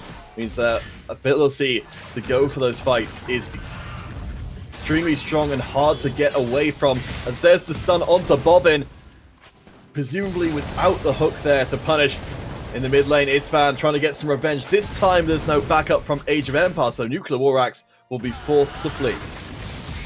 Yeah, even though Estevan isn't actually picking up like too many kills in the mid lane in those trades, he's pushing Warax back under his tower, and it means that he's not able to TP anyway. He's not able to make any plays on the map. He's so far behind this Corki, and you know that's a really big thing. It's a massive ultimate for Twisted, obviously, as we may see a fight here in the bot lane. And Bobbin is taken on so quickly. Age of Empires, who is trying to turn things around for the All-Stars, will be hunted down. As under the tower, there's nowhere that's safe. And that's Livewire picking up their 4th kill of the game.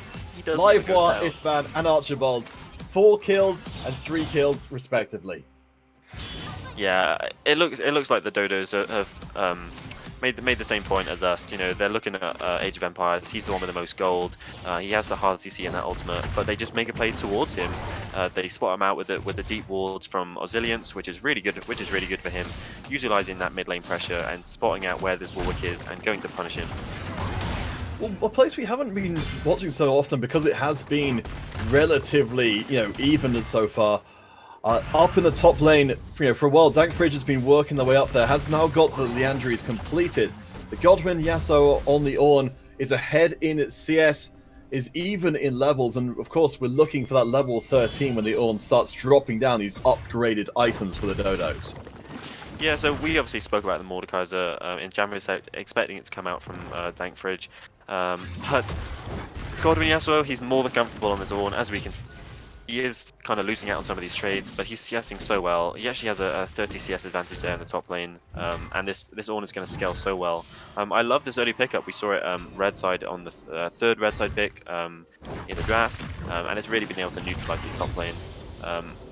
Yeah, as you said, it's been a bit of a wet noodle fight maybe, with plays happening on the bot side. Yeah, I mean, Archibald certainly is the one to drag so much attention as they make the stun. Velociraptor gets annihilated.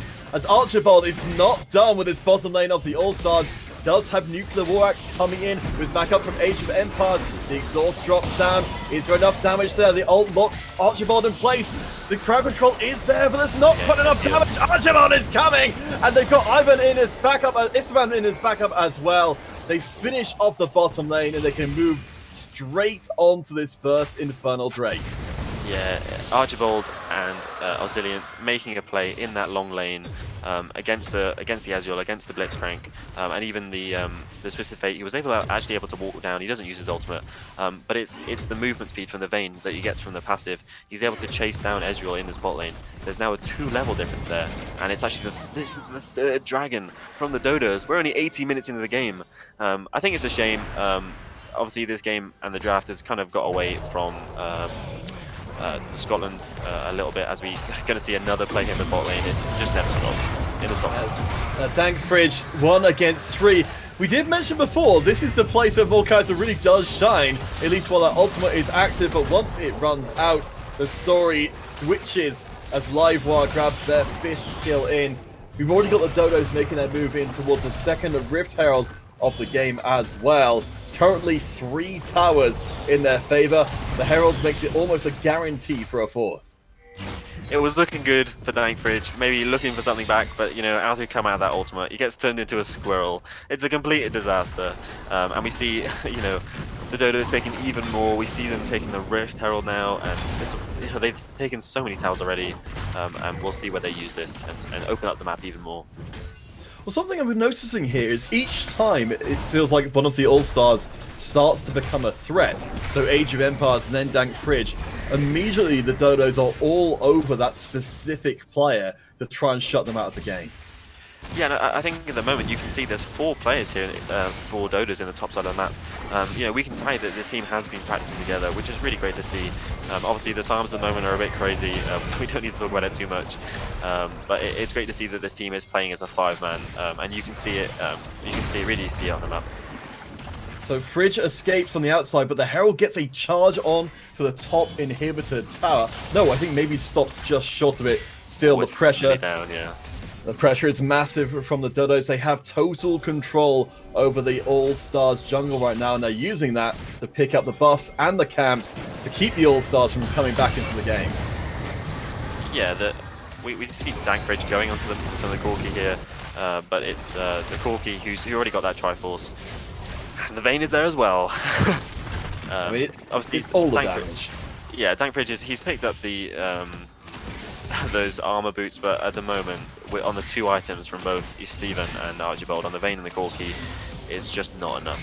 I do think this is really good. Obviously, from the Dodos, obviously it's, you know, they've picked up such a good an insane goal lead. But what's really good is they are snowballing the game even further and even more. They're suffocating and like starving the West Coast of Scotland out their own jungle, taking away those camps. And I'm sure at 2 minutes time that Ocean Infernal Dragon will spawn, and it'll be the soul for Dodos, and that might just be the nail in the coffin for them. I mean, for the Dodos, they've been doing this from the very beginning. As soon as they got the advantage, they just snowball it further and further and further, and no place is being allowed for the All-Stars to get back in. As soon as any All-Star starts to look like that could be the case, it's just immediate dunking them as hard as possible. As it's worth noting that the top inhibitor did go down, I think at least in part thanks to that Rift Herald managed to make it in. So a lost fight here for the All-Stars is almost going to guarantee that inhibitor falls. Yeah, and I think the biggest thing to note is that we do actually see the interaction there. Oh, and Velociraptor goes down. So that's going to be no AD carry for the All-Stars as they try and defend the inhibitor, but it looks like instead the Dodos, they're not going to risk it. They're going to just tear down this Baron in record time instead. Yeah, so we're past the 20-minute mark now. The Baron has spawned, and they have 2 AD carries. They're only using 1, and it just shows how far ahead they are. You may see that the Mordekaiser ult is actually down. We see, you know, that the Ornn W kind of stopped CC, and it was really nicely timed from Godwind Yasuo. We sadly didn't get to see on Yasuo this game, but he stops the death realm out of the Mordekaiser, and this dragon is spawning in 30 seconds. It'll just be a case of New College Scotland pushing out these waves and trying to fight for this somehow. Okay, so Sutty, spin me a tale. Tell me a story here in which the All-Stars managed to pull off the most amazing fight. What component parts would need to come together for them here if that were to even happen?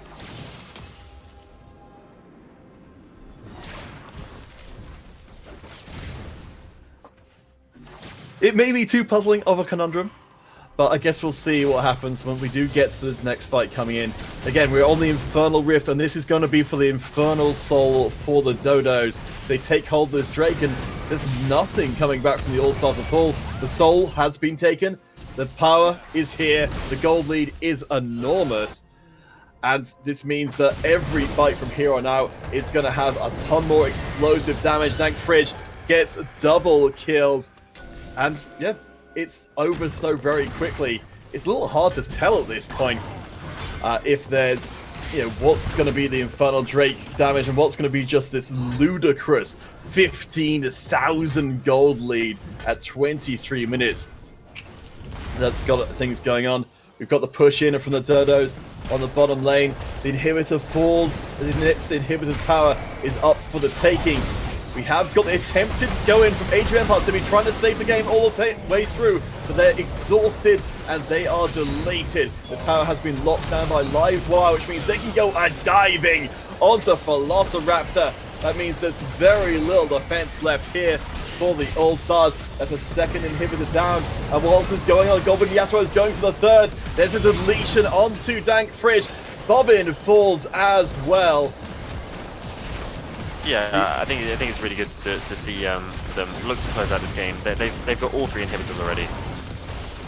Yeah, it's just, I mean, it's the utter demolition here. We're talking about it before. The DODOS are sending a message to the entirety of the British Esports Championships here. Absolutely terrifying stuff. Yeah, this is a really great game. It's a shame that it's so one-sided. We were treated to such a great game in that game 1, but it looks like our luck ran out.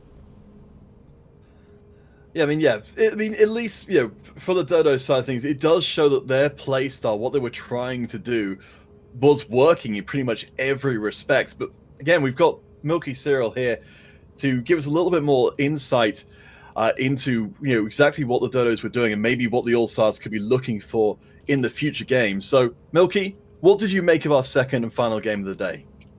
Well, I'll be honest, Counterfeit. I thought DODOS were extinct, but Northampton, they clearly know otherwise because the DODOS are live and they are kicking hard because West College Scotland could not answer. And the first thing I want to point out is the patience that Northampton were able to show up to about, I think it was 13 minutes. Volibear had 100% kill participation. And what that means is that Northampton College, they were always waiting, making sure that no lane ever extended, and they always made sure that they had that man advantage. They got kills. Once they got to the 13th minute, and your Corki has Triforce and Muramana upgraded, ready to go, then they can start being a little bit more aggressive. So that patience, that perseverance, and then they said, okay, now we go, was absolutely impeccable from Northampton. So we're going to go through this the analysis here a little bit quicker because we have got some interviews coming up. But from where you guys are sitting, we're going to award some MVPs for our games this evening. So from this game, from both you, Sutty and Milky Cereal, can you agree between you an MVP? It has to be the Volibear. Livewire was such a monster this game. Maybe he didn't have the highest damage score. There was obviously the flashy plays from Vayne and the Corki, but he was the one setting up that the early game advantages. I think for me it has to be Livewire. I'm actually so glad you said that, Sunny, because I thought you were going to say Archibald, and I'd say no, it's got to be Livewire because that early game was fantastic from Mr. Bearman. So yeah, I give it to Livewire as well. So if you can cast your minds back to the first game between the Knights and Sage XD, can you remember back to there which particular player stood out to you the most? I think personally, I think I'll go for the Xayah. I think they were able to kind of neutralize that bot lane, but they were so strong in team fights, and they ended up having such a strong scoreline, and I think they may have even gone deathless.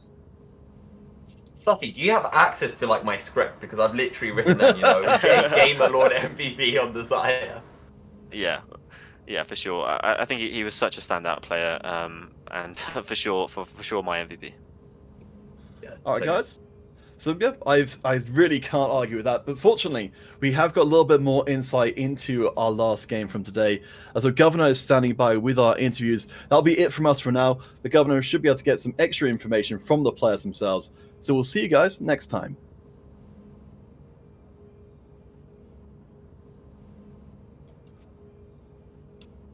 Thank you very much, Counterfeit. I'm first going to speak to Velociraptor, AD carry for the All-Stars. Commiserations on the loss, Velociraptor, great name, by the way. I just want to ask you, what do you think went wrong in that match today? I think we can point out a lot of things, but if you had to nail down the key factors. Yeah, I think everything went wrong, but the main problem was our jungle and our just lack of presence on the map. Obviously, Volibear was a lot more significant, and yeah, we just didn't really have any presence anywhere. Yeah, you noted the jungle difference. There was quite a lot of impact from him very early on in the game with the first blood as well. Are there any other key points in that match where you started to feel like you were losing control a little bit? Definitely that first blood, and then I think there was a fight in the river in top lane between, there was a 3v3 with both mid laners, both top laners, and both jungles. That was definitely the point where I knew the game was pretty much out of our hands at that point. Yeah, I mean, the game felt quite out of hand. From minute one, the game felt out of hand. I mean, quite an early stage, you were succumbing to, I think it was a 4K deficit at about minute 10. What was the mood like in the camp at that point for you guys? I think by that point, we had kind of already resigned ourselves loss, but we're talking about just changing up the team and stuff rather than the roles we're playing, switching that up a bit. Just trying to get more practice in and whatnot, and seeing what we can do for the next game, really. Yeah, we'll talk about the Champions League a little bit. One of the picks that sort of came under contention a little bit was the Blitzcrank pick coming in. What was the feelings behind that? Was it just an attempt to be a bit more aggressive and shut down the early game of that? Well, Bobbin, the Blitzcrank player, he plays 2 champs, which are Blitzcrank and Soraka. He's only started in the last couple of weeks, so we kind of just had to put him on a pick he's comfortable with, which didn't end up working. Unfortunate. My final question then will be, as the first Scottish representation in the championship, do you feel a heavy burden on your shoulders for the country? Well, I'm not Scottish, so no. Fair enough. Maybe my team do. Like? I know our lecturer, the person who sets up all this stuff, she's quite excited about it. I don't know how the team feel. Actually, I haven't talked to them about that. Oh, fair enough. All right. Well, thank you very much for joining me. Commiserations on the loss again. Best of luck for next week. Yeah, thank you. No problem at all. Next up, I'd like to welcome Archibald, AD carry from the DODOS. Congratulations. Are you here, Archie? Yep, hello, thank you, yeah. Yeah, no problem at all. Well, again, congratulations on the win. How do you feel picking up such a dominant win so early on in the season? It's pretty confident, because we were hoping to come in and try win all the games that we can, and they seem to be going quite well so far. Yeah, who do you think would get your vote for the match MVP? Casterdes was very firm on Livewire, the volley bear. He had such a dominant performance early game especially. Would you agree with that? Yeah, as well as if I could pick one though, it would be the volley. But I do think the Corgi did really well because he was always calling out, telling us where to go, how to play the next fight out. Yeah, that's definitely something that goes underappreciated a lot. It's really great to be able to have that sort of voice in the team. And you can definitely tell from the cohesion that you guys had in taking that lead that you did get in the early game and being able to finish the game very, very quickly. There's clearly someone in your team giving you a lot of guidance there. So that's great to see. I mean, you kind of finished so early. I think it was about 20 minutes in. I wasn't sure if it was you coming in the chat or your fan account, I Love Archibald. No, that wasn't me. Is that not you? I mean, no, how does it feel to already have a fan account? I don't know, to be honest, it's a bit weird. Has the E-fame not gone to your head yet? No. No, good, brilliant. We'll go into the match a little bit more. What do you think of the key points? We spoke about it a little bit more with Velociraptor. He was nailing down the first blood and some early plays within the river. Are there any sort of key moments that stuck out to you? The first Herald fight that we had when, because what we were waiting for was Corgi's package. So once he picked up the package, he just ran it down to the Herald where we can take the fight out. Mm-hmm. That was quite a big one for us, as well as just prioritizing the Drakes. Yeah, definitely. A point that really cemented the match for you guys, for me, where I was like, yep, it's all done, it's all over, was actually your 2v3 play in the bot lane about 17 minutes in, I think. You guys in the bot lane just looked unstoppable then. I mean, were there any doubts in your guys' mind at that point that the game wasn't over? Kind of, because there's always a chance to come back, and but we knew that it was like, it was pretty one-sided at that point, but we still had the idea that we could have thrown it at some point. Yeah, definitely. I mean, it's always great to be in that position. Anything can happen in League of Legends. It can be lost at a drop of a hat. But my last question to you will be then, just how are you enjoying the BEA Championship so far, and what other tournament experience have you had apart from this? None really, to be honest, besides like Clash in League, obviously the main thing. But I did play this British Esports last year, but we're doing it again, so. Oh, great. Well, we're glad to have you back, and glad that you're getting off to such a good start here as well. Thank you very much, and best of luck for next week's games. Thank you. Brilliant. Well, thank you very much for joining us tonight, guys. Make sure to tune in next week for the Championships Overwatch matches. Remember, World Esports Day, it's on the 24th of October. We're going to be doing some show matches versus the RAF in various titles, so make sure you check up on our socials for some updates on that. Please get in contact with us however you can, that you're showing your love for esports. We'll be sure to help you promote that as well. Finally, I want to say a quick thank you to all the teams participating in the championships, as well as all the wonderful volunteers and staff members that make the stream and the championship possible. I wish everyone the best of luck in their games next week, no matter what esports or what team you're in. I've been James the Governor Gove, and I'll see you next time.